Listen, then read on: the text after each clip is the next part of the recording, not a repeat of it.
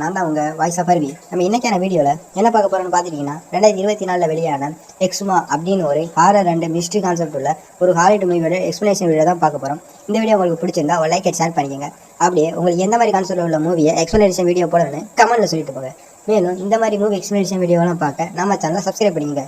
வாங்க வீடியோக்குள்ளே போகலாம். இல்ல கொரியால இருந்து அமெரிக்காவுக்கு ஒரு பிளைட் போயிட்டு இருக்கு. அதுக்குள்ளதான் நம்ம கதையோட ஹீரோயின் உட்கார்ந்துட்டு இருக்காங்க. பக்கத்துல ஒரு அல்லக்கே உட்கார்ந்துட்டு இருக்கால, அது இவளோட ஜூனியர். உடம்பு ஃபுல்லாவே பையன் பச்சை குத்தி இருப்பான். சோ அதனால நம்ம ஷார்ட்டா டாட்டோன்னு மைண்ட்ல வச்சுப்போம். சரி, யார் இந்த ரெண்டு பேரு, எதுக்காக கொரியால இருந்து அமெரிக்காவுக்கு போயிட்டு இருக்காங்க? அதுக்கான பதில் ஒன்னே ஒண்ணுதான். ஆக்சுவலா அவங்க ரெண்டு பேருமே ஒரு வீட்டுல யாராவது இறந்து போனாங்கன்னா அவங்களோட ஆன்மாக்கள் திரும்ப அதே குடும்பத்தை வந்து தொல்லப்படுறதுக்கான வாய்ப்பு இருக்கு. அப்படி இருக்க பட்சத்துல நல்ல ஆன்மாக்களா இருந்தா மட்டும் அதை நம்ம ஹீரோயினும் ஜூனியரும் ஒரு சில மந்திரங்களை பயன்படுத்தி ஓட்டி விட்டுருவாங்க. இன்னும் தெளிவா சொல்லணும்னா இவங்க ஒரு மந்திரவாதிகள். பாக்குற வேலைக்கான பணத்தையும் வாங்கிப்பாங்க. வழக்கம் போல தங்களோட வேலைக்காக இப்ப கொரியாவை விட்டு அமெரிக்கா வந்தவங்க டைரக்டா அந்த கஸ்டமரை பார்க்காம அவனோட மனைவி இருக்கக்கூடிய ஒரு மருத்துவமனைக்கு வந்திருக்காங்க. என்ன பிரச்சனையே இவங்க குடும்பத்துல இருக்க குழந்தைகிட்ட இருந்துதான் ஆரம்பிக்குது. எப்ப குழந்தை பிறந்துச்சோ அந்த நாள்ல இருந்து விடாம அந்த குழந்தை அழுதுகிட்டே இருக்கான். கூடவே வீட்டுல இருக்க யாராவது கண்ணை மூடி தூங்கினா கூட ஏதோ ஒரு அமானுஷமான குரல் கேக்குதா. ஆக்சுவலா இங்க இருக்க அந்த லேடியோட புருஷன் பேரு பார்க்கு. அவனை பாக்குறதுக்காக தான் ஹீரோயினும் டாட்டோவும் இங்க வந்திருப்பாங்க. அதுக்கப்புறமா அந்த அம்மாவை வெளியில அனுப்பிட்டு குழந்தைய மட்டும் தனியா வச்சு ஒரு சில சடங்குகளை பண்றாங்க. ஒரு சில மந்திரங்களை உச்சரிச்சு கண்களை மூடி கேட்கும் போது ஹீரோனாலையும் அந்த அமானுஷமான குரலை கேட்க முடியுது. அதுக்கப்புறமா மருத்துவமனையை விட்டு நேரா அந்த பார்க்க வராங்க. அப்பதான் அவனும் சொல்லுவான், எனக்கு ஒரு சகோதரர் இருந்தான், ஆனா அவனோட மனநிலை பாதிக்கப்பட்டு மருத்துவமனையிலேயே தற்கொலை பண்ணி இறந்து போயிட்டான். இப்ப நான் என்னோட தங்கச்சி அப்புறம் என்னோட அப்பா நாங்க எல்லாருமே ஒரு குடும்பமா இங்க வாழ்ந்துட்டு இருக்கோம். சொல்ல மறந்துட்டேன், எனக்கு ஒரு ஆன்டி இருக்காங்க. அவங்களோட ஃபேமிலி கூட தனியா வாழ்ந்துட்டு இருக்காங்க. சரி, அதெல்லாம் விட்டு தள்ளுங்க. பிரச்சனைக்கான காரணத்தை கண்டுபிடிச்சீங்களா? பதிலுக்கு ஹீரோயினும், உங்க குழந்தைக்கு பிரச்சனையை கொடுக்க கூடியது அது உங்களோட தாத்தா. பார்க்குக்கு ஒண்ணும் புரியல, என்ன விளையாடிட்டு இருக்கீங்களா? எங்க தாத்தா இறந்து போய் கிட்டத்தட்ட 100 ஆண்டுகளுக்கு மேல ஆயிடுச்சு. அதத்தான் நானும் சொல்ல வரேன். இறந்து போன அவரோட ஆன்மா திரும்ப உங்க குடும்பத்து கூட ஒண்ணு சேர ஆசைப்படுது போல. அதனாலதான் நீங்க தூங்கினாலும் சரி, உங்களுக்கு பிறக்கக்கூடிய புது குழந்தைகளா இருந்தாலும் சரி, அத்தனை பேரையும் அவங்க டார்ச்சர் பண்ணிட்டு இருக்காங்க. அப்படின்னா நீங்க தான் இந்த வேலையை பண்ணி கொடுக்கணும். வேலைக்கு ஹீரோயினும், நாங்க நினைக்கிற மாதிரி இது ஒரு நல்ல ஆன்மான்னு தோணல. அதனால தீய ஆன்மாக்களை அழிக்கிறதுக்குன்னு என்னோட அங்கிள் ஒருத்தர் இருக்காரு, அவர்கிட்ட நான் பேசுறேன். சரி, உங்க தாத்தாவோட உடல் எங்க பதைக்கப்பட்டிருக்கு? அதுவா கொரியால? எது கொரியாவா? நீ அமெரிக்கனாச்சு? இல்லங்க, ஆரம்பத்துல நாங்க கொரியால தான் வாழ்ந்துட்டு இருந்தோம். சமீப காலமா தான் நாங்க பணக்காரங்கள் ஆனதுக்கு அப்புறமா இந்த அமெரிக்கால வந்து செட்டில் ஆயிட்டோம். சரி, நாங்க அங்க போயிட்டு கால் பண்றோம், நீங்க நாளைக்கு வாங்கன்னு சொல்லிட்டு ஹீரோயினும் டாட்டோவும் அங்க இருந்து கிளம்பிட்டாங்க. இதே டைம்ல ஹீரோயின் சொன்ன அந்த அங்கிளை காட்டுறாங்க. இவருதான் நம்ம படத்தோட மெயின் ஹீரோ. பக்கத்துல ஒரு கண்ணாடிக்காரர் இருக்கா இல்லையா, அது இவரோட தோஸ்து. நம்ம ஃப்ரெண்டுக்காரனே மைண்ட்ல வச்சுப்போம். வழக்கம் போல ஒரு கஸ்டமர் வீட்டுல இருக்கக்கூடிய குழந்தை இறந்து போன பாட்டிய அடிக்கடி பார்க்க கூடியதா ஒரு சின்ன கம்ப்ளைண்ட் கொடுத்திருக்கா. சோ அதை விசாரிக்கிறதுக்காக அந்த பாட்டியம்மாவோட உடலை புதைச்சிருப்பாங்க இல்லையா, அந்த இடத்த தோண்ட ஆரம்பிக்கிறாங்க. மண் எடுத்து லைட்டா வாயில வச்சு பார்க்கும்போது இன்னும் பாட்டியோட ஆன்மா ஒரு நல்ல ஆன்மாவா தான் இருக்குங்கிற விஷயத்த ஹீரோ புரிஞ்சுக்கிறாரு. அதுக்கப்புறமா பெட்டியை திறந்து உள்ள இருக்கக்கூடிய அந்த உடல் எலும்புகளை ஒண்ணு அடுக்கி பாக்குறாங்க. அப்பதான் ஒரே ஒரு பல்லு மிஸ் ஆகுதுங்கிற விஷயத்த கவனிக்கிறான். எப்பா, உண்மையை சொல்லுங்கப்பா, இந்த பாட்டியோட பல்லு யாருகிட்ட இருக்கு? தன்னோட சொந்த உடைமைகளுக்காக தான் பாட்டியோட ஆன்மா திரும்ப திரும்ப உங்க குடும்பத்துல இருக்க குழந்தைகளை டார்கெட் பண்ணிட்டு இருக்கு. மொத்த பேருமே அமைதியா இருக்கும் போது ஒரே ஒரு குட்டி பையன் மட்டும் குலுங்கி அழுறான். டே பொடியா, அப்படின்னா பாட்டியோட பல்ல தூக்குனது நீதானா? மன்னிச்சிருங்க அங்கிள், எனக்கு என் பாட்டினா ரொம்ப பிடிக்கும். அவங்க இறந்து போனதுக்கு அப்புறமா அவங்களோட ஞாபகமா என்கிட்ட ஏதாவது ஒண்ணு இருக்கட்டும், அவங்க பல்ல சுட்டுட்டேன். இந்த பாருப்பா, ஒருத்தர் இறந்து போயிட்டாங்கன்னா அவங்களோட ஞாபகங்கள் உன்னோட மனசுல இருந்தா போதும், அதுக்குன்னு அவங்களோட உடமைகளை நீ வச்சுக்கணுங்கிற அவசியம் கிடையாது. அதுக்கப்புறமா பல்ல வாங்கி இறந்து போன உடம்போட வச்சு அதை எரிக்க சொல்லிடுவான். ஒரு வழியா வந்த வேலை முடிஞ்சாச்சு. ஆக்சுவலா ஹீரோ பாக்குறதுக்கு என்னதான் வயசான ஆளா இருந்தாலும் கூட பேய்களை விரட்டுறதுல ரொம்ப திறமையான ஆளு. இவங்களோட முன்னோர்களும் நம்ம ஹீரோயினோட முன்னோர்கள் இருக்காங்கல்ல, இவங்க எல்லாருமே சக்தி வாய்ந்த ஷாமனா தான் இந்த ஊர்ல வாழ்ந்திருக்காங்க. நேரம் போக அன்னைக்கு நைட் ஆகுது. வீட்டுக்கு வந்தவங்க ஜாலியா சரக்கு அடிச்சு என்ஜாய் பண்ணிட்டு இருப்பாங்க.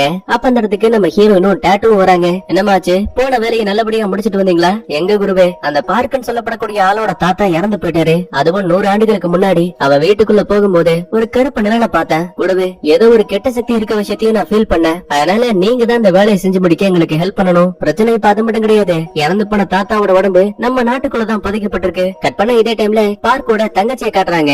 அவளுக்கு தாத்தாவோட கல்லறையை தோன்றதுல சுத்தமா நம்பிக்கை இல்ல. அதனால வேணாம்னு சொன்னாலும் கூட பார்க்க தான் மொத்தமா மறுத்துட்டான். இந்த பாரு, இப்போதைக்கு அப்பாவுக்கு வேற உடம்பு சரியில்லை, அதனால அடுத்த தலைவருங்கிற பொறுப்புல நான் தான் இருக்கேன். சோ எந்த விதமான முடிவுகளா இருந்தாலும் நான் தான் எடுப்பேன். இப்படி எல்லாம் பேசிட்டு அடுத்த நாள் காலையில பிளைட்ட பிடிச்சு பார்க் நேரா குடியா வந்துட்டான். நம்ம ஆளுங்க கூட ஒன்னா சேர்ந்து நீண்ட நேர பயணத்துக்கு அப்புறமா ஒரு மலையில கொண்டு வந்து காரை ஸ்டாப் பண்றானுங்க. செங்குத்தான மலைகளுக்கு மேல ஏறி போகும்போது பக்கத்துல திரும்பி பார்த்தா ஹீரோ இப்ப நிறைய நரிகள் நிக்கிற விஷயத்த கவனிக்கிறாரு. மலையோட மேல் பக்கத்துக்கு வந்து பார்த்தா நைனாவோட கல்லறை கல்லறை இங்கதான் இருக்கு. சந்தேகத்துல மண்ணுக்குள்ள ஏதாவது தீய சக்தி இருக்கான்னு செக் பண்ணும்போது நினைச்ச மாதிரியே ஏதோ ஒண்ணு தப்பா இருக்குங்கிற விஷயத்த நம்ம ஹீரோவால புரிஞ்சுக்க முடியுது. சரின்னா அங்க இருக்க கல்வெட்டுகளை பார்க்கும்போது இறந்து போன ஆளோட பேரும் பொறிக்கப்படல, அவர் சம்பந்தப்பட்ட எந்த ஒரு குறிப்புகளும் இல்ல, வெறும் எண்கள் மட்டும்தான் இருக்கு. ஏயா நீ ஒரு மிகப்பெரிய பணக்காரன், அப்படி இருக்கும்போது உன் தாத்தாவோட உடம்ப எப்படியா ஒண்ணு இல்லாம புதைப்பாங்க? பதிலுக்கு பார்க்கும் அந்த காலத்துல நிறைய கல்லறை கொள்ளையர்கள் வாழ்ந்தாங்க. அவங்களுக்கு பயந்து எங்க தாத்தாவோட உடம்ப ரொம்ப எளிமையான முறையில புதைச்சிட்டோம். பார்க்கு ஏதோ ஒரு விஷயத்த மறைக்கிற மாதிரியே ஃபீல் ஆகுது. ஆமா, உன் தாத்தாவோட உடம்ப இங்கதான் புதைக்கணும்னு யார சொன்னது? அதுவா கீமோஜன் சொல்லப்படக்கூடிய ஒரு துறவி வாழ்ந்தாரு. அவர்தான் எங்க அப்பாவோட உடம்ப இங்கதான் புதைக்கணும்னு வற்புறுத்தினாரு. அவரு எந்த ஊரை சேர்ந்தவரு? இப்ப அவர் உயிரோட இருக்காரா இல்லையான்னு கேட்கும்போது மன்னிச்சிருங்க சார், எனக்கு அதை பத்தி எதுவுமே தெரியாதுன்னு பார்க்க மூடிட்டான். சோ அதனால எங்களால இந்த வேலையை பார்க்க முடியாதுன்னு சொல்லிட்டு ஆரம்பத்துல கடுப்பாகி நேரா கார்ல வந்து உட்கார்ந்துட்டாரு. ஹீரோயினுக்கும் டாட்டோக்கும் ஒன்னும் புரியல. அங்கிள் என்னாச்சு, ஏன் இந்த வேலையை பார்க்க மாட்டேங்கிறீங்க? நீ நடந்து போகும்போது காடுகளுக்குள்ள நிறைய நரிகளை பார்த்த ஞாபகம் இருக்கா? எப்பவுமே கல்லறைகளும் நரிகளும் எதிரிகள் மாதிரி பக்கத்துல இருக்கவே முடியாது. ஆனா இங்க இருக்குன்னா ஏதோ ஒரு மிகப்பெரிய தீய சக்தி மண்ணுக்குள்ள மறைஞ்சிருக்கு. தப்பி தவறி நம்ம மட்டும் அதை வெளியில தோண்டி எடுத்தோம் பையன், வரக்கூடிய ஆபத்துகள்ல இருந்து நீ நான் ஒருத்தன் கூட தப்பிக்க முடியாது. இப்படி எல்லாம் பேசிக்கிட்டே முன்னாடி கவனிக்கும் போது அந்த பார்க் வேற மூஞ்ச அப்பாவி மாதிரி வச்சிட்டு இருக்கான். சரி இவனை பார்த்தாலும் பாவமா தான் இருக்கேன்னு சொல்லிட்டு நேரா அந்த பார்க் தங்கி இருக்கக்கூடிய ஹோட்டலுக்கு வராங்க. இந்த பாருங்க சார், எனக்கு தெரிஞ்ச எல்லா ரகசியத்தையும் நான் இப்பவே சொல்றேன். என்னோட மனைவி இதுக்கு முன்னாடி 2 முறை கர்ப்பமானாங்க. ஆனா கருச்சிதைவால அந்த 2 குழந்தைகளுமே இறந்து போயிடுச்சு. இதை தவிர என்கிட்ட எந்த ரகசியமும் இல்ல. சரி உங்களுக்கு ஏதாவது குழந்தைகள் இருக்கா? பதிலுக்கு ஹீரோவும் இருக்காங்க. ஒரே ஒரு அழகான பொண்ணு, அவளுக்கும் இன்னும் கொஞ்ச நாள்ல கல்யாணம் ஆக போகுது. வாழ்த்துக்கள் சார்னு 2 பேருமே ரொம்ப நல்ல விதமா தான் பேசிட்டு இருப்பாங்க. அப்பதான் ஹீரோயின் உள்ள போது, தலைவரே ஒரு தீய சக்தியை நம்மளால நேரடியா எதிர்த்து அழிக்க முடியாது. ஆனா தெய்வங்களுக்கான நடனங்கள் ஆடிக்கிட்டே ஒரு சில பலிகளை கொடுத்து பாதுகாப்பா அந்த கல்லறை பெட்டியை வெளியில கொண்டு வந்து அதுக்கப்புறமா நெருப்ப வச்சு எரிச்சு அதை தகனம் பண்ண முடியும். உன்னோட பாட்டே ஒரு மிகப்பெரிய ஷாமன், அதனாலதான் உனக்கு இவ்வளவு விஷயங்கள் தெரிஞ்சிருக்கு. சரி ஏதோ சொல்ற, நானும் அதுக்கு ஒத்துக்கிறேன்னு சொல்லிட்டு அடுத்த நாள் காலையில விடிஞ்சதுமே இறந்து போன 5 பன்றிகளோட இறைச்சிய அப்படியே முழுசா கொண்டு வந்திருக்கானுங்க. கூடவே விசேஷமான நட்சத்திரங்கள்ல பிறந்த 5 பேரையும் கூட்டிட்டு வந்திருக்காங்க. அவங்களோட தலைமுடிய வெட்டி அந்த பன்றிகளோட வாயில வைக்கிறாங்க. இப்படி பண்றதால இந்த பன்றியோட இறைச்சி ஒரு மனித உடலுக்கு சமமானது. கூடவே இந்த 5 பேர் தான் குழிக்குள்ள இருந்த அந்த சவப்பெட்டியும் எடுக்க போறாங்க. முதல்ல ஹீரோயின் ஷாமன் உடைகளை மாட்டிக்கிட்டு தான் பாட்டி சொல்லி கொடுத்த தெய்வத்தை வணங்குற மாதிரி ஒரு டான்ஸ் ஆட ஆரம்பிக்கிறாங்க. கடைசியா கத்தி எடுத்து அங்க வைக்கப்பட்டிருக்க பன்றி இறைச்சிகளையே சர்ற மரியா வெட்டி கிழிக்கிறா. கூடவே ரத்தம் இருக்கும் இல்லையா, அதையும் வெறித்தனமா திங்க ஆரம்பிக்கிறா. இதுக்கடையில 5 பேரும் ஒரு பக்கத்துல குழிய தோண்ட ஆரம்பிக்கிறாங்க. அடுத்த கொஞ்ச நேரத்துக்கு அப்புறமா நினைச்ச மாதிரியே அந்த பெட்டியை கண்டுபிடிச்சாச்சு. அது ஒரு சிகப்பு துணியால மூடப்பட்டிருக்கு. அப்பதான் ஹீரோ இறங்கி வந்து அந்த சிகப்பு துணியை லைட்டா விலைக்கு பார்க்கும்போது சவப்பெட்டி ஒரு மரத்தால செய்யப்பட்டது. ஆனா இருந்தாலும் அதுக்கு மேல ஒரு அரச முத்திரை பொறிக்கப்பட்டிருக்கு. என்ன இது, ஒரு பாம்போட முத்திரை பொறிக்கப்பட்டிருக்கு? அப்படின்னா நீங்க அரச குடும்பத்தை சேர்ந்த ஆளா? பதிலுக்கு பார்க்கும், நான் தான் உங்ககிட்ட சொன்னல, நாங்க ஒரு மிகப்பெரிய பணக்காரங்க. கல்லறை கொள்ளையர்களால எங்க தாத்தாவோட கல்லறைக்கு எந்த ஒரு ஆபத்தும் வரக்கூடாதுங்கிறதுக்காக தான் அவர் ஒரு சாதாரண இறந்து போன ஆளா இந்த இடத்துல புதைச்சு வச்சோம். சரி ஏதோ ஒண்ணு வந்த வேலை முடிஞ்சிருச்சுன்னு சொல்லிட்டு பெட்டியை தூக்கிட்டு இவங்க கார் எடுத்துட்டு கிளம்பலான்னு பாக்கும்போது அந்த குழிய தோண்டின 5 பேர் இருக்காங்கல்ல,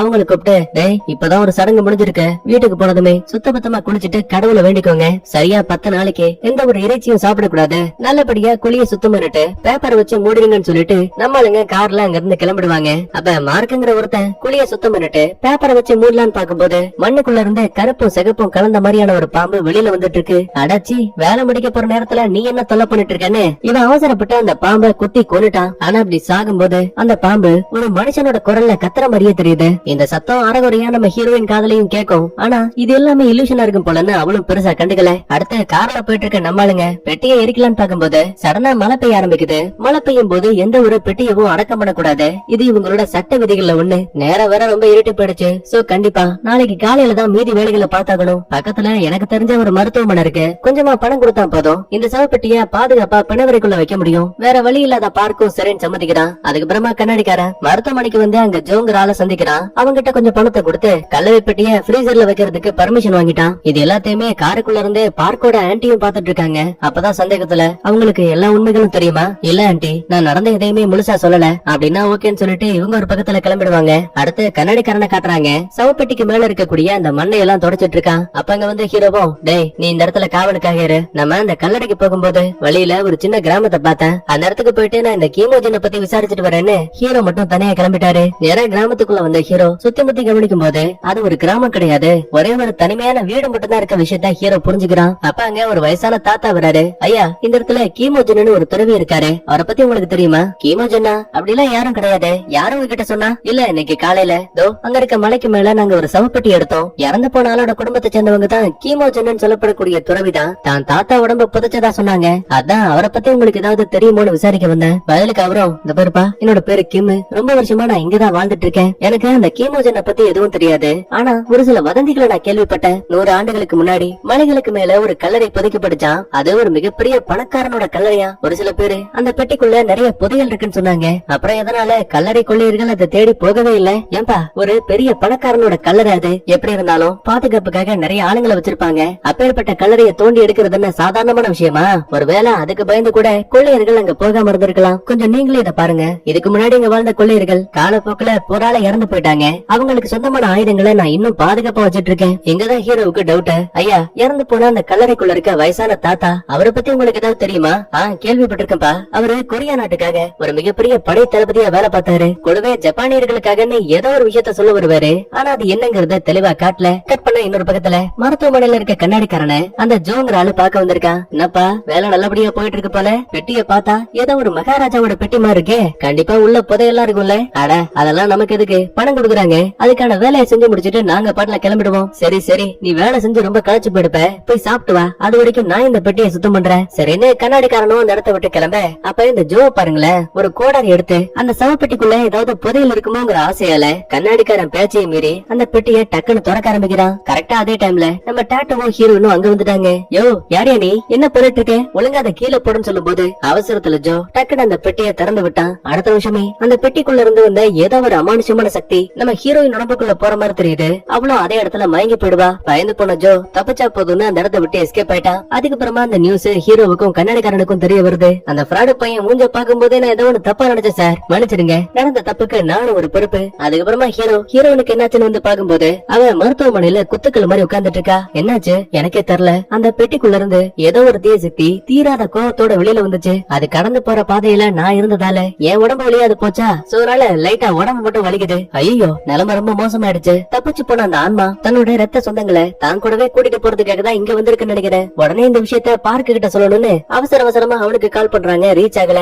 இதே டைம்ல அமெரிக்காவில் இருக்கக்கூடிய பார்க்கோட அப்பா வீட்டோட ஜன்னல் கிட்ட உட்கார்ந்துட்டு பாரு. அந்த தங்கச்சிக்காரி ஜாலியா தண்ணி அடிச்சு டான்ஸ் ஆடிட்டு இருக்கா. ஏற்கனவே சொன்ன மாதிரி இந்த பார்க்கோட அப்பாவுக்கு உடல்நல சரியில்லை. சோ மனுஷன் சேர்லயே தான் உட்கார்ந்து இருப்பாரு. லைட்டா மனநல கோளாறு இருக்கு. அப்பதான் திடீர்னு மூடி இருக்க ஜன்னலுக்கு வெளியில, மகனே அப்பா உன்னை பாக்க வந்திருக்கேன்டா, எனக்காக கொஞ்சம் கதவை தர பாப்போம். பித்து பிடிச்சு போன நைனாவும், அப்பா நான் உங்களுக்காக கதவை திறக்க மாட்டேனா, தோ திறக்கிற பாருங்கன்னு தாத்தாவோட ஆவியா உள்ள விட்டாரு. முதல்ல டைனிங் டேபிள்ல இருக்கக்கூடிய உணவை தாத்தாவோட பேய் ரொம்ப வெறிபிடிச்ச மாதிரி சாப்பிட்டுட்டு இருக்கு. இத பாக்கக்கூடிய பார்க்கோட அப்பா சும்மா இல்லாம, அப்பா உங்களுக்கு மேல பாசமே இல்லல, இத்தனை விஷயத்துல என்ன ஏன் பாக்க வரலன்னு கேக்குறாரு. அதுக்கு என்ன மகனே, இனிமே நீயும் நானும் புரிஞ்சிருக்க வேண்டிய அவசியம் கிடையாது, உன்னையும் என் கூடயே கூட்டிட்டு போறேன்னு நொடி பொழுதுல உடம்புக்குள்ள கைய விட்டு அவரோட இதயத்தையே நசுக்கி ரொம்ப கொடூரமா அவரை கொன்னுட்டான். ஆனா இது எதுவுமே தெரியாத தங்கச்சி ஜாலியா டிவிய பார்த்து டான்ஸ் ஆடிட்டு இருக்க நேரத்துல அவ கூடயே அந்த இறந்து போன தாத்தாவோட பையும் டான்ஸ் ஆடுற மாதிரி தெரியுது. கடைசியில அவங்க 2 பேரும் கத்தக்கூடிய சத்தம் மட்டும் தான் கேக்குது. அப்படின்னா 2 பேருக்கும் பால் ஊத்தியாச்சுன்னு அர்த்தம். இதுக்கடையில ஹீரோயின் தப்பிச்சு போன அந்த தாத்தாவோட பேய பிடிக்கணும்ல, அதுக்காக நம்ம டாட்டோ இருக்கால அவனோட உதவியால ஒரு சடங்கு செய்ய போறாங்க. அதுக்கு இந்த கண்ணாடிக்காரன் தான் உதவிக்காக இருக்க போறான். இந்த பாரு டாட்டோ, நீ நடனம் படும்போது தப்பிச்சு போன அந்த தாத்தாவோட ஆன்மாவை நான் திரும்ப இங்க வர வைப்பேன். உடம்புக்குள்ள வரும்போது பயங்கரமான வலியை கொடுக்கும். அதனால எல்லாத்துக்குமே தயாராரு. யோசிக்காம டாட்டோ கொஞ்சம் கொஞ்சமா டான்ஸ் ஆட ஆரம்பிக்கிறான். பார்த்தா திடீர்னு டாட்டோ பாதியிலேயே ஸ்டாப் ஆயிட்டான். கண்ணாடியை கவனிக்கும் போது அவன் உடம்புக்குள்ள அந்த தாத்தாவோட ஆன்மா வந்துருச்சுங்கிற விஷயத்த ஹீரோயின் கண்டுபிடிச்சிட்டாங்க. டக்குனு ஹீரோயின் அட்டாக் பண்ணலான்னு பாக்கும்போது நல்லவேளை கண்ணாடிக்காரன் உடம்போட சேர்த்து ஒரு மந்திர கயிறு கட்டிருப்பான். இப்ப அதை தாங்கி பிடிச்சு ஹீரோயினை காப்பாத்திருவான். யோ பெருசு, உன் ஆட்டம் எல்லாம் என்கிட்ட வேணாம். எதுக்காக உன் சொந்த ரத்த பந்தங்களையே நீ டார்ச்சர் பண்ணிட்டு இருக்க? கடந்த 100 ஆண்டுகளா என்ன மலையோட உச்சியில யாருமே இல்லாத ஒரு இடத்துல போய் புதைச்சு வச்சுட்டு வந்துட்டாங்க. சொர்க்கத்துக்கும் போக முடியாம நரகத்துக்கும் போக முடியாம நான் அந்த பெட்டிக்குள்ளேயே 100 ஆண்டுகளுக்கு மேல மாட்டி இருந்தேன். ஆனா இப்ப என் குடும்பம் எல்லாரையுமே நான் என் கூட கூட்டிட்டு போக போறேன். அதுதான் அவங்களுக்கு கிடைக்க வேண்டிய சரியான தண்டனை. இப்படி எல்லாம் பேசி முடிச்சதுமே ரத்தமா வாந்தி எடுத்து நம்ம டாட்டோ அதே இடத்துல மயங்கிட்டான். கூடவே அந்த தாத்தாவோட பேர் இருக்குல்ல, அதுவும் இங்க இருந்து எஸ்கேப் ஆயிடுச்சு. ஆஹா, அடுத்த அந்த பார்க்கு கிட்ட தான் போக போகுது. உடனே அவனுக்கு போட போடுங்க. அடுத்த இதே டைம்ல நம்ம பார்க்க காட்டுறாங்க. நல்லா பாத்திங் டப்ல கொரட்டை விட்டு தூங்கிட்டு இருக்கான். படக்குன்னு ஏதோ ஒரு வித்தியாசமான சவுண்ட கேட்டு கண்ணமளிக்கும் போது இப்ப இவன் பெட்ல இருக்கான். என்ன இது மேஜிக்கா இருக்கு, நம்ம பாத்திங் டப்ல தான் இருந்தோம், அப்புறம் எப்படி இங்க வந்தோம்னு புரியாம நிறைய குழப்பம் வேற. சடனா அப்போன்னு பார்த்து யாரோ இந்த அறையோட கதவை தட்டக்கூடிய சத்தம் கேக்குது. சரி திறக்கலாமே போகும்போது நம்ம ஹீரோ கிட்ட இருந்து ஒரு கால் வருது. அட்டன் பண்ணி பேசுனவன், என்ன சார் இந்த டைம்ல கால் பண்ணிருக்கீங்க? யோ பாருங்க, நான் சொல்றத கொஞ்சம் தெளிவா கேளு. அவசரப்பட்டு நீ எக்காரணத்தை கொண்டு உன்னோட அறை கதவை மட்டும் திறந்துடாத. ஏன் என்னாச்சு? இந்த பாரு, ஒரு சின்ன தப்பால உன் தாத்தாவோட ஆன்மா பெட்டியை விட்டு தப்பிச்சு வந்துருச்சு. முதல்ல உன் தங்கச்சிக்கும் அப்பாவுக்கும் கால் பண்ணி பார்த்தேன், யாருகிட்ட இருந்தும் எந்த ரெஸ்பான்ஸும் இல்ல அப்படின்னா அவங்களோட கதை முடிஞ்சிருச்சுன்னு அர்த்தம். அடுத்து இப்ப அந்த ஆன்மா உன்னதான் சாகடிக்க பாக்கும். நீ செய்ய வேண்டியது ஒண்ணே ஒண்ணு, அரை கதவை மட்டும் திறக்காம பாதுகாப்பா தோ உனக்கு பின்னாடி இருக்க அந்த கண்ணாடி ஜன்னல் இருக்குல்ல, அந்த கதவை திறந்து தப்பிச்சு போயிடு. நான் கார் பார்க்கிங்ல வண்டியை விட்டுட்டு தோ உடனே உன்கிட்ட தான் வந்துட்டு இருக்கேன். சொல்லக்கூடியது உண்மையா பொய்யான்னு தெரியாம அவசரப்பட்ட பார்க்கு அங்க இருக்க ஜன்னல் கதவை லைட்டா திறந்ததுமே போன்ல பேசிக்கிட்டு இருந்த ஹீரோவோட வாய்ஸ் அப்படியே அந்த தாத்தாவோட குரலுக்கு மாற ஆரம்பிக்குது. கெக்க பக்கம் வில்லத்தனமா சரிக்க இப்பதான் நமக்கே தெரியுது உண்மையான ஹீரோ தான் இவ்வளவு நேரமா இந்த அறையோட கதவை தட்டிட்டு இருந்திருக்கான். ஆனா தாத்தாவோட பை தான் இப்ப பார்க்க ஏமாத்திருக்கு. உள்ள ஏதோ ஒரு பிரச்சனைங்கிற விஷயத்த புரிஞ்சுக்கிட்ட ஹீரோ அறையோட டூப்ளிகேட் கீயை வாங்கி அவசர அவசரமா கதவை திறந்து உள்ள வந்து பார்த்தா பார்க்க செஞ்சு வச்ச சில மாதிரி டேபிளுக்கு மேல ஏறி நிக்கிறான். ஐயா சாமி உனக்கு எதுவும் ஆகல? அப்ப பார்க்க பாருங்களேன், ஒரு படை தளபதி எப்படி எல்லாம் பேசுவானோ அதே மாதிரியே வீர வசனங்களை பேசிக்கிட்டு ரத்த ரத்தமா வாந்தி எடுக்கிறான். பயந்து போன வேலைக்கார அம்மாவும் ஆம்புலன்ஸ கூப்பிடுறேன்னு கீழே போயிடுவாங்க. ஒரு பக்கத்துல ஹீரோயின் பார்க்க அப்புறம் அந்த கண்ணாடிக்கார மழையாவது மண்ணாங்கட்டியாவது உடனே இந்த பெட்டியை எரிச்சாகணும், இல்லன்னா எக்கச்சக்கமான உயிர்கள் போயிரும் பயந்துகிட்டு மின்சார எரிமேடை இருக்குல்ல இப்ப அந்த இடத்துக்கு பெட்டியை தூக்கிட்டு கிளம்புறாங்க. அடுத்த ஹீரோ பார்க்க கூட்டிக்கிட்டே கிளம்பலான்னு பாக்கும்போது அவன் 10-15 லிட்டருக்கு தண்ணியை மட்டுமே குடிச்சிட்டு இருக்கான். புலியோட இடுப்ப நரி கிழிச்சிருச்சுன்னு சொல்லிட்டு பைத்தியக்காரன் தன்னோட கழுத்தைய உடைச்சபடி டப்புன்னு அதே இடத்துல மயங்கி விழுந்துட்டான். நல்ல வேலையா கரெக்ட் டைமுக்கு ஆம்புலன்ஸ் வந்துருச்சு. சோ பார்க்க ஏத்திக்கிட்டு வேக வேகமா அவனுக்கு சிகிச்சை கொடுக்க ஆரம்பிக்கிறாங்க. கட் பண்ண அடுத்து அமெரிக்கால இருக்கக்கூடிய பார்க்கோட பொண்டாட்டியை காட்டுறாங்க. என் புருஷனுக்கு கால் பண்ணி பார்த்தேன், அவருக்கு ரீச் ஆகல. சோ என் ஃபேமிலியை நான் பாத்துட்டு வரேன்னு சொல்லிட்டு பொண்டாட்டியா அந்த இடத்த விட்டு கிளம்பிடுவாங்க.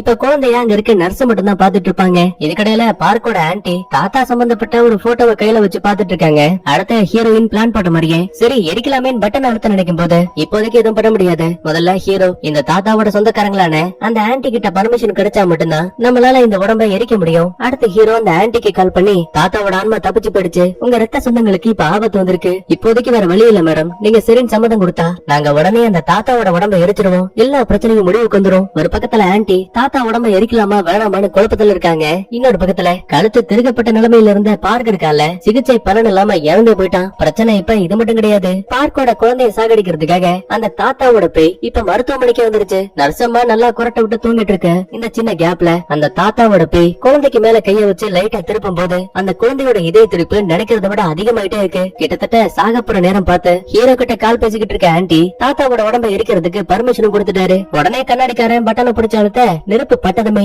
குழந்தைய சாகடிக்க பார்த்த தாத்தாவோட பேய் இருக்குல்ல அதுவும் மொத்தமா அழிஞ்சு போயிடும். சோ குழந்தைக்கு எந்த ஒரு ஆபத்தும் இல்லாம உயிர் பழிச்சிருச்சு. அப்பாடா ஒரு வழியா வேலையை முடிச்சாச்சுன்னு சந்தோஷப்படும் போது சடனா ஹீரோவுக்கு ஒரு கால் வருது. என்னன்னு பார்த்தா தாத்தாவோட கல்லறைய ஒரு 5 பேர் தோண்டி இருப்பாங்க. அதுல மார்க்குங்கிற ஒருத்தனுக்கு மட்டும் ஏதோ ஒரு வித்தியாசமான நோய் வந்திருக்குன்னு ஒரு கால் வந்திருக்கு. சோ இப்ப அதை விசாரிக்கிறதுக்காக ஹீரோ தான் மார்க்கோட வீட்டுக்கு வருவான். இவனை பார்த்ததுமே பயபுள்ளுக்கு செம ஷாக்கு, ஏன்னா கண்ணெல்லாம் நெருப்பு மாதிரி சிவந்து போயிருக்கு. கூடவே லாஸ்டா குழியில ஒரு பாம்பை சாகடிச்சிருப்பால இவனோட அறைக்குள்ளேயே உயிரோட சுத்திக்கிட்டு இருக்க மாதிரியும் தெரியுது. அப்பதான் ஹீரோ கிட்ட தலைவரே நான் லாஸ்டா குழியில ஒரு பாம்பை கொன்னேன், தயவு செஞ்சு அதை தேடி கண்டுபிடிச்சு அதை முறையா அடக்கம் பண்ணிடுங்க, என்னால ஒரு நிமிஷம் கூட தூங்கவே முடியல, கண்ணை மூடி படுத்தாவே அந்த கல்லறையை தோன்ற மாதிரியான நிறைய கெட்ட கனவுகள் வருது. இப்படி பேசும்போது பையன் அழுவான் பாருங்க, அவன் கண்ணுல இருந்து கண்ணீருக்கு பதிலா ரத்த துளிகள் விளைஞ்சிட்டு இருக்கு. அப்படின்னா பையன் இந்த அளவுக்கு பயந்து போயிருப்பான் பாருங்க. தாத்தா உடம்ப முறையா எரிச்சாச்சு, அப்படி இருக்கும்போது இவனுக்கு எப்படி இந்த மாதிரி தப்பான கனவுகள் வரும்? தனக்குள்ள இருக்க சந்தேகங்களை தீர்த்துக்கிறதுக்காக ஹீரோ மட்டும் தனியா மண்வெட்டியை தூக்கிட்டு நேரா தாத்தாவோட கல்லறையை தோண்டி இருப்பாங்கல்ல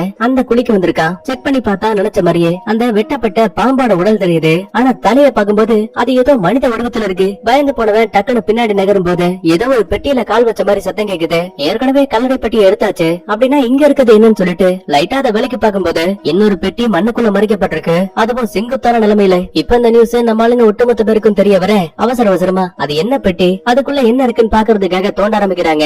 ஏண்டா இதுக்கு முன்னாடி செங்குத்தா ஏதாவது பெட்டியை பாத்திருக்க? கண்டிப்பா இல்ல தலைவரே, ஒருவேளை மலையில சரிவுகள் ஏற்பட்டா கிடைமட்டத்துல இருக்க பெட்டி செங்குத்தா வர்றதுக்கான வாய்ப்பு இருக்கு. நீண்ட நேர போராட்டத்துக்கு அப்புறமா அந்த பெட்டியை கூட வெளியில கொண்டு வந்துட்டாங்க. ஆனா அதோட வெளிப்பக்கத்துல இரும்பு கம்பிகளால திறக்கவே முடியாத மாதிரி கட்டி போட வச்சிருக்காங்க. பிரச்சனை அது மட்டும் கிடையாது, ஒரு சாதாரண சவப்பெட்டி எத்தனை அடி இருக்கும்? மிஞ்சி போனா ஒரு 6 அடி. ஆனா இந்த சவப்பெட்டி கிட்டத்தட்ட 8 அடி உயரத்துல இருக்கு. பாக்கும்போது இதுக்குள்ள ஏதோ ஒரு தீய சக்தி இருக்குங்கிற விஷயத்த ஹீரோவால புரிஞ்சுக்க முடியுது. இப்ப நேரமும் அதிகமாயிடுச்சு. சோ கண்டிப்பா இவங்களால நேரடியா கொண்டு போய் தகனம் பண்ண முடியாது. அதனால வழியில கிம்முங்கிற ஒரு வயசான ஆளோட வீட்டை பாத்திருப்பான்ல ஹீரோ. இப்ப அந்த இடத்துக்கு வண்டியை கொண்டு வராங்க. கிம்மு கல்லறை பெட்டியை தோண்டிட்டு போலான்னு பாக்கும்போது ரொம்ப நேரம் ஆயிடுச்சு, கண்டிப்பா காலையில விழுந்ததுமே நாங்க கிளம்பிடுவோம், இன்னைக்கு நைட்டு மட்டும் உங்க வீட்டுல தங்கிக்கலாமா? பதிலுக்கு அவரும் சரின்னு சம்மதிக்கிறாரு. அதுக்கப்புறமா பின்னாடி இருக்கக்கூடிய அந்த கொட்டகையில கொண்டு வந்த பெட்டியை இறக்கி வச்சுட்டு உள்ள இருக்கக்கூடிய தீய சக்தி வெளியில வரக்கூடாதுங்கிறதுக்காக பெட்டியை சுத்தி அரிசியவும் குதிரையோட ரத்தத்தையும் ஊத்தி வைக்கிறாங்க. இந்த விஷயம் தெரிஞ்சு ஹீரோவை பாக்குறதுக்கு ஆன்டி வந்திருக்காங்க.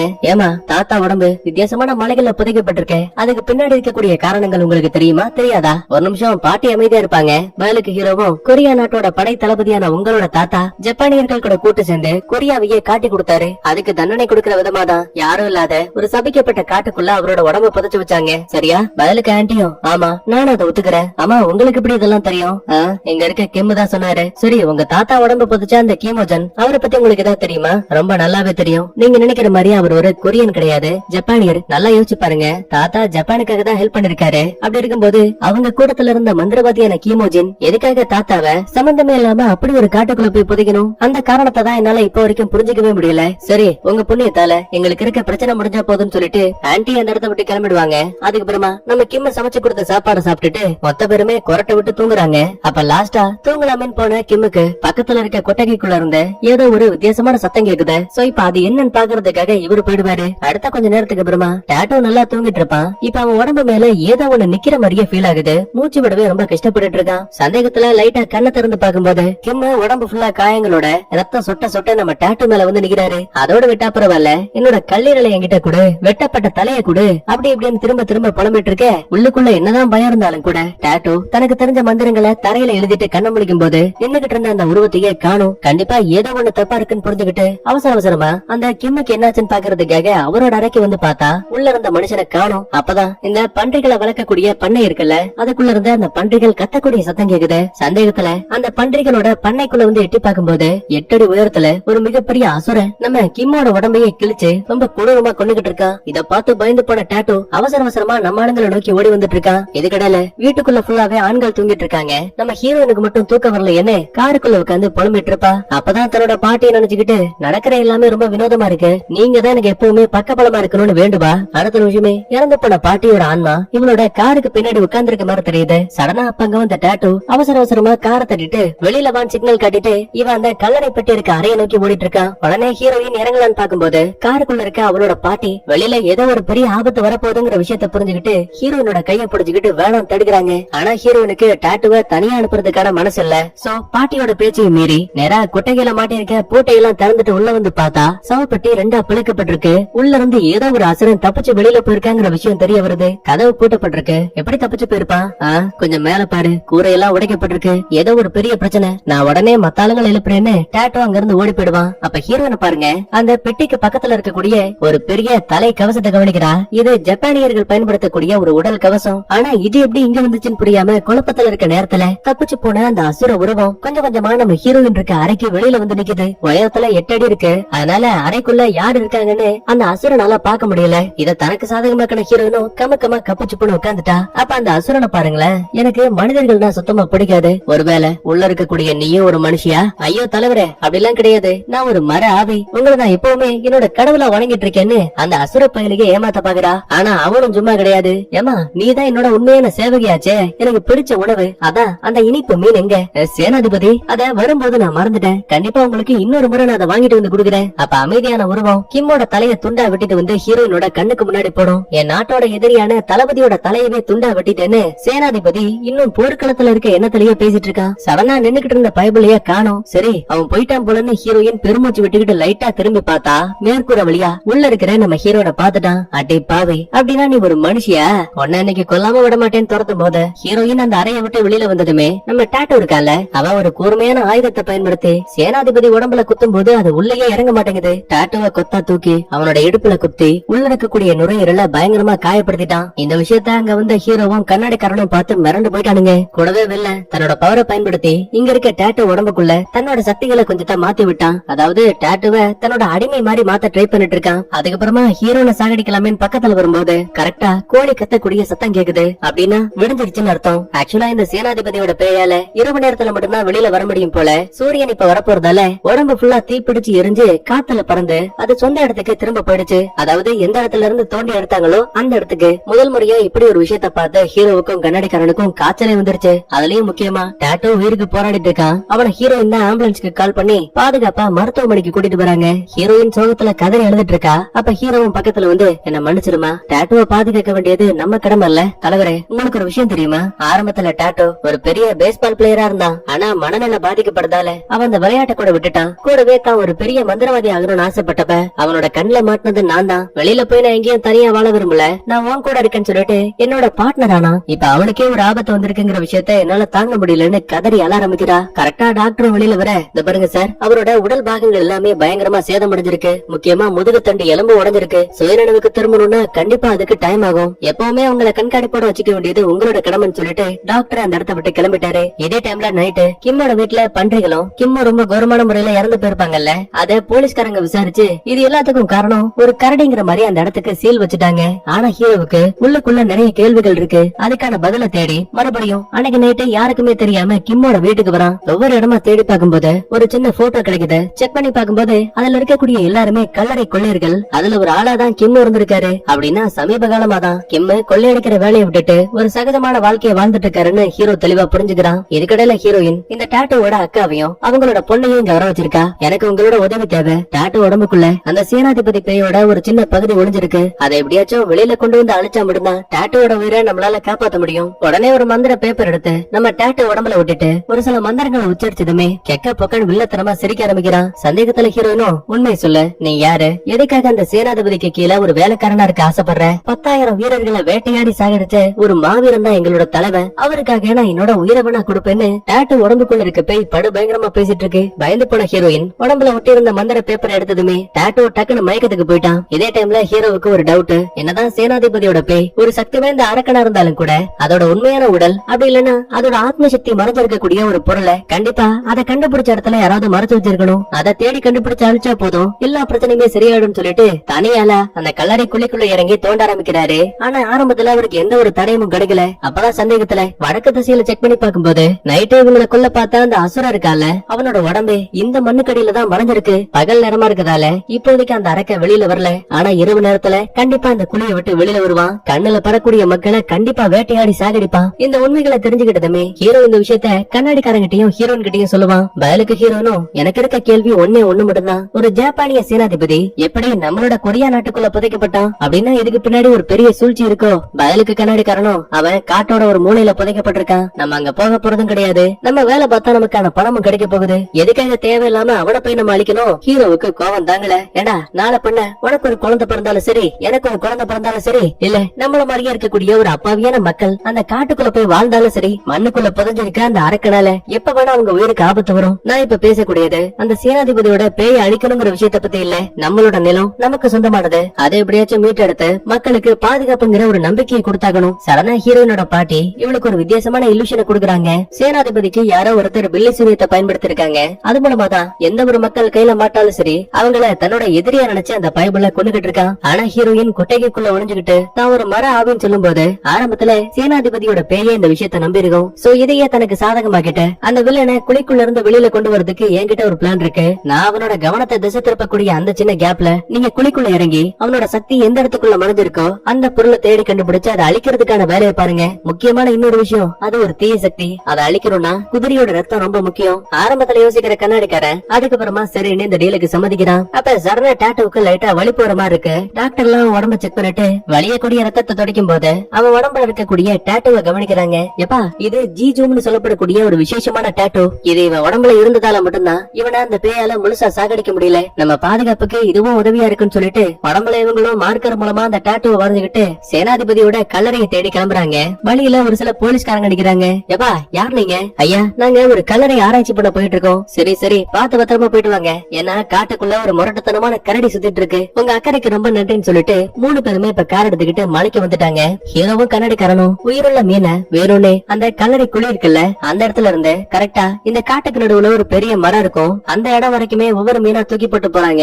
ஏன்னா இரவு நேரம் வரும்போது சேனாதிபதி பேய் பசியால அந்த மீனை சாப்பிட்டுக்கிட்டு இந்த பெரிய மரத்துக்கிட்ட வரும். அப்ப ஹீரோயின் அந்த மரத்துக்கு பின்னாடி ஒளிஞ்சுகிட்டு தான் அந்த மரத்தோட ஆவிங்கிற மாதிரி சேனாதிபதி பேயவே பேசி ஏமாத்த பாக்குறா. அதுக்காக தான் இவ்வளவு பெரிய பிளான் போட்டிருக்கானுங்க. நேரமும் போக நைட் ஆகுது. நினைச்ச மாதிரியே பேய் குழிய விட்டு வெளியில வந்து கொஞ்சம் கொஞ்சமா கிடைக்கிற மீனை லபக்குன்னு வாயில போட்டு முழுங்கிட்டு இருக்கு. இத தூரத்துல இருந்து கவனிக்கக்கூடிய ஹீரோயின் அந்த பேய் பக்கத்துல வரதுக்கு முன்னாடியே வெள்ளை நிற புகை வர மாதிரி ஒரு சில வைக்கலை கொளுத்தி அங்க இருக்க மரத்தோட பொந்துக்குள்ள திணிச்சு விட்டா. சேனாதிபதி பேயும் பக்கத்துல வரும்போது ஹீரோயின் பேச ஆரம்பிக்கிறா. நான் ஒரு மர ஆவி, இந்த காட்டோட பாதுகாவலன், எதுக்காக நீ இங்க வந்த? எது இந்த காடு உனக்கு சொந்தமானதா? இன்னும் போரே முடிவுக்கு வரல, முட்டாள் பேயே, போர் ஏற்கனவே முடிவுக்கு வந்தாச்சு, ஒழுங்கா அந்த இடத்தை விட்டு கிளம்பிட. இப்படி எல்லாம் இவங்க பேச ஆரம்பிச்சதுமே ஹீரோவும் கண்ணாடிக்காரனும் குழிக்குள்ள இறங்கி சேனாதிபதியோட பவர் எங்க ஒளிஞ்சிருக்கு ஒளிஞ்சிட்டு இருக்கோ அந்த பொருளை தேட ஆரம்பிக்கிறாங்க. அடுத்து டாட்டோவுக்கு என்னாச்சுன்னு பாக்கும்போது சேனாதிபதியோட பேய் இங்க இருக்க ஹீரோயின் கிட்ட என்னெல்லாம் பேசுதோ மருத்துவமனையில இருக்கக்கூடிய டாட்டோவும் புலம்பிட்டு இருக்கான். நல்ல வேளை பக்கத்துல அக்காவும் அப்புறம் அந்த அக்காவோட பொண்ணும் டாட்டோவோட உயிருக்கு எந்த ஒரு ஆபத்தும் வரக்கூடாதுங்கிறதுக்காக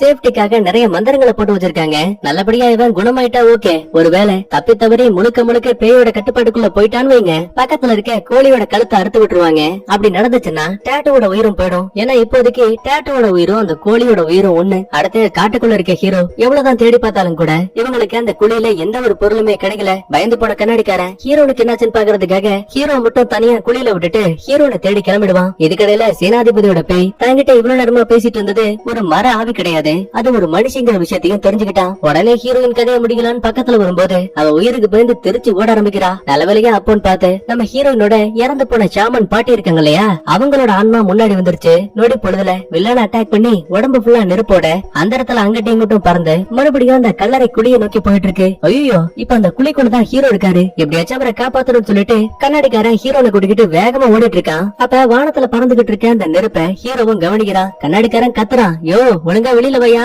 இல்லன்னா அந்த நெருப்பு பட்டு இறந்து போயிடுவேன்னு. ஆனா தப்பிக்கிறதுக்குள்ளேயே அந்த நெருப்பு டைரக்டா இவர் மேலேயே விழுந்துருச்சு. குழிக்குள்ள வந்ததுமே சேனாதி பேய் சும்மா இருக்குமா, ஹீரோவா அலேக்கா தூக்கி வயித்துல ஒரு குத்து. மொத்தமா கதையை முடிக்க போற நேரத்துல இவங்க அந்த குதிரையோட ரத்தத்தை கொண்டு வந்திருப்பாங்கல்ல, அதை எடுத்து சேனாதிபதி மேல ஊத்துனதுமே நெருப்பு மாதிரி உடம்பே தீப்பிடிச்சு எரிஞ்சு பயங்கரமான வழியால கதறிக்கிட்டு இருக்கான். ஆனா பயபுலைக்கு இன்னும் உயிர் போகல. கிடைக்கிற கேப்ல ஹீரோவை காப்பாத்தலாமேனு ஹீரோயினும் கண்ணாடிக்காரனும் குழிக்குள்ள இறங்கும் போது வில்ல இப்ப இவங்க ரெண்டு பேரையும் லாக் பண்ணிட்டான். அப்பதான் மொத்த பேருக்குமே ஒரு வித்தியாசமான இல்லூஷன் வருது. எப்படி இந்த வில்ல இந்த இடத்துக்குள்ள வந்தாங்கிற ஒரு கதையும் சொல்ல ஆரம்பிக்கிறாங்க. 100 வருடங்களுக்கு முன்னாடி கொரியன் நாட்டையே மொத்தமா அழிக்கிறதுக்காக ஜப்பானியர்கள் ஒரு பிளான் போட்டிருக்காங்க. அது என்ன வகையான திட்டம் தெரியுமா? 10,000 சோல்ஜர்ஸ தனியாலா சாகடிச்ச இந்த சேனாதிபதிய தலையை வெட்டி சாகடிச்சு அவனோட உடம்புக்குள்ள ஒரு சக்தி வாய்ந்த நிஞ்சாவால மறைச்சு வச்சாங்க. அதாவது ஹீரோவும் கண்ணாடிக்காரனும் இந்த வில்லனை அழிக்கிறதுக்கு ஒரு பொருளை தேடி வந்திருப்பாங்கல்ல, அந்த பொருளையே இந்த வில்லன் உடம்புக்குள்ளதான் மறைச்சு வச்சிருக்கானுங்க. அதுக்கப்புறமா இந்த வில்லனை இந்த கொரியன் நாட்டோட மண்ணுக்குள்ளேயே புதைச்சு வச்சிருக்காங்க. ஆக்சுவலா இந்த வேலை எல்லாத்தையுமே பார்த்தது துறவின்னு சொல்லப்படக்கூடிய அந்த கீமோஜின் தான். என்ன ஆனாலும் நம்ம விதைச்ச விதை வெளி உலக மக்களுக்கு தெரிய கூடாதுங்கிறதுக்காக வேணும்னே பிளான போட்டு ஒரு பணக்காரனான அந்த பார்க்கோட தாத்தா உடம்பையும் இங்க புதைச்சு வச்சாங்க. யோசிச்சு பாருங்க, ஒரு பணக்கார உடம்பு இந்த மலைக்கு மேல புதைக்கப்பட்டிருக்குன்னு சொன்னா கொள்ளைக்காரங்க கண்டிப்பா இந்த இடத்துக்கு வரதுக்கே பயந்து நடுங்குவாங்க. இத தங்களுக்கு சாதகமாக்கின இந்த ஜப்பானியர்கள் கொரியன் நாட்டுக்குள்ள அவங்களுக்கே தெரியாம சேனாதிபதிங்கிற பேய ஒரு நச்சு பொருளா விதைச்சு வச்சிருக்காங்க. இது மூலமா கொஞ்சம் கொஞ்சமா நாட்டோட பொருளாதாரமும் இயற்கை வளங்களும் மக்களும் அழிஞ்சு போடுவாங்க. அதுக்காக தான் இதை மறைமுகமா பண்ணிருக்கானுங்க. இந்த உண்மையை தெரிஞ்சுக்கிட்ட அடுத்த நிமிஷமே ஹீரோவுக்கு டக்குனு ஒரு ஐடியா. வில்ல உடம்புக்குள்ள இருக்குது நெருப்பால உருவாக்கப்பட்ட ஒரு வாள் அப்படின்னா பஞ்சபூதங்கள்ல 5ல 1தான் இந்த நெருப்பு அப்படின்னா மீதி இருக்க 4 சக்திகளை பயன்படுத்தி கண்டிப்பா வில்லனை அழிக்க முடியுங்கிற விஷயத்த புரிஞ்சுக்கிறான். சுத்தி முத்தி கவனிக்கும் போது இவன் கொண்டு வந்த கோடாரியோட கட்டை கிடக்குது. அதுக்கு மேல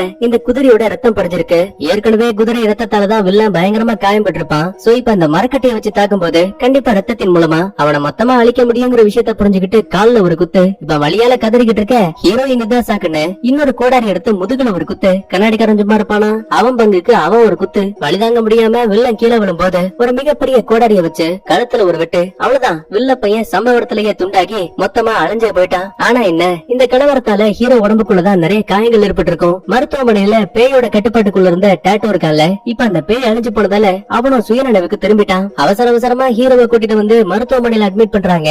நல்ல வேலை பயபிள்ளைக்கு எதுவும் ஆகல. லாஸ்டா ஒரு குரூப் போட்டோ எடுக்கிற மாதிரி காட்டி அப்படியே இந்த இடத்துல சூப்பரா படத்தையும் முடிக்கிறாங்க.